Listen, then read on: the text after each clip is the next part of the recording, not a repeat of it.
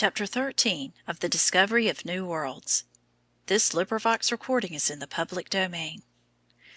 Discovery of New Worlds by M.B. Synge. Chapter 13.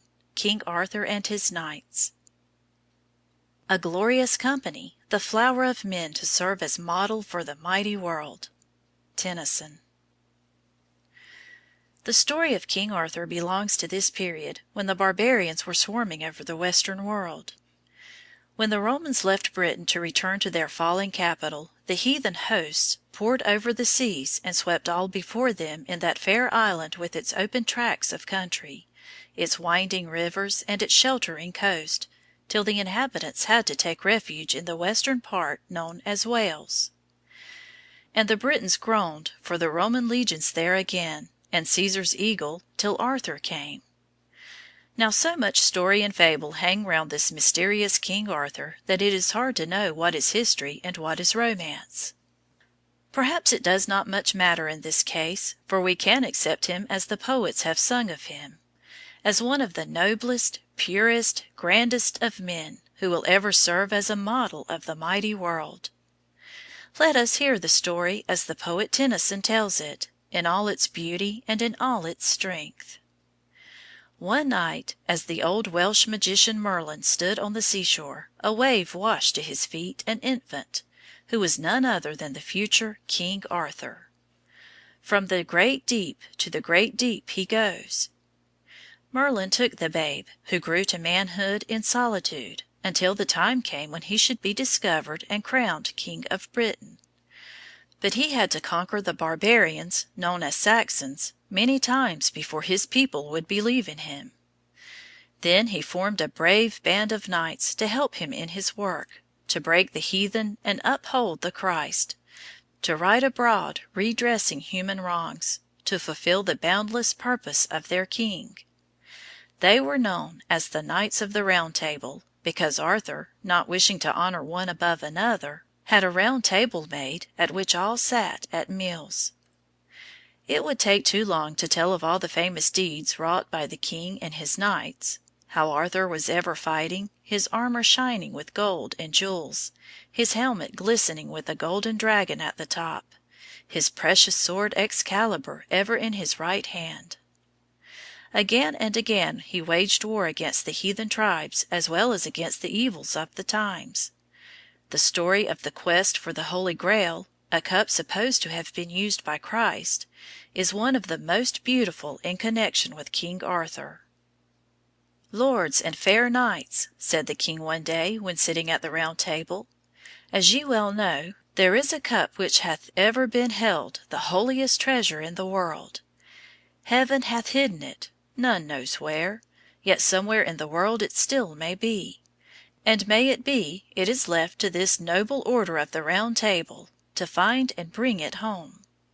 Many great quests and perilous adventures have ye all taken, but this high quest he only shall attain who hath clean hands and a pure heart, and valor and hardihood beyond all other men."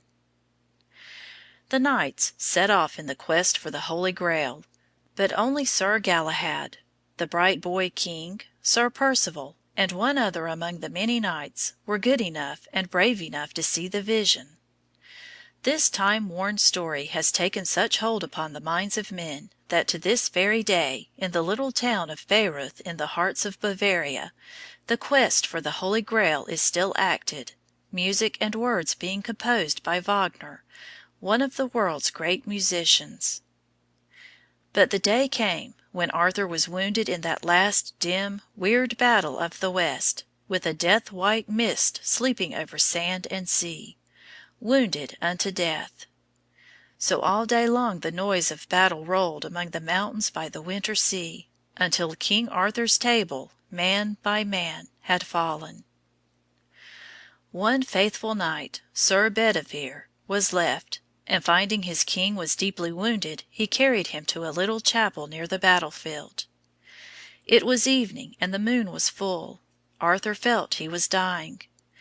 The men he had loved were sleeping their last sleep on the battlefield. Never more should they all delight their souls with talk of knightly deeds. The time had come to part with the jewelled sword Excalibur.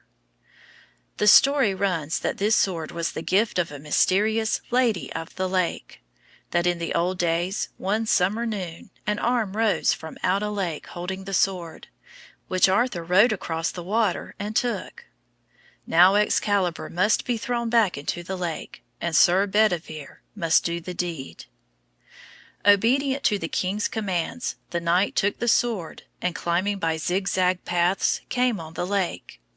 The beautiful jewel sparkled in the moonlight, and Bedivere could not make up his mind to throw it away, so he hid it among the reeds and returned to the king. But Arthur soon discovered his deceit, and sent him again to do his bidding. Again Sir Bedivere went, again his courage failed, again he returned to the dying king. "Ah, miserable and unkind, untrue, unknightly, traitor-hearted!" cried Arthur. "Authority forgets a dying king. Get thee hence, and if thou spare to fling Excalibur, I will arise and slay thee with my hands." Then the knight rose quickly, hastened to the lake, and shutting his eyes flung the good sword into the water. The arm rose up, grasped it firmly, brandished it 3 times, and drew it down into the water. Then Arthur was content. With the help of Sir Bedivere he managed to get to the lake himself. There a barge was waiting for him.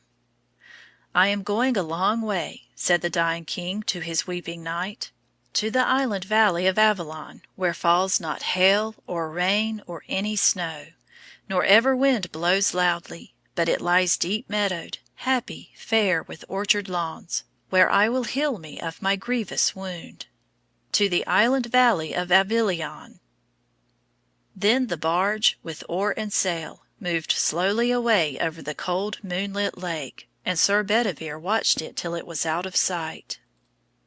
"The king is gone," he moaned at last. "From the great deep to the great deep he goes." Such is the story the poet tells. It may not be true, but the fact remains that there once lived a king of early Britain who fought against the barbarians known as Saxons, and that though they finally conquered and gave their name to the new country, King Arthur did not live and fight in vain. Chapter 14.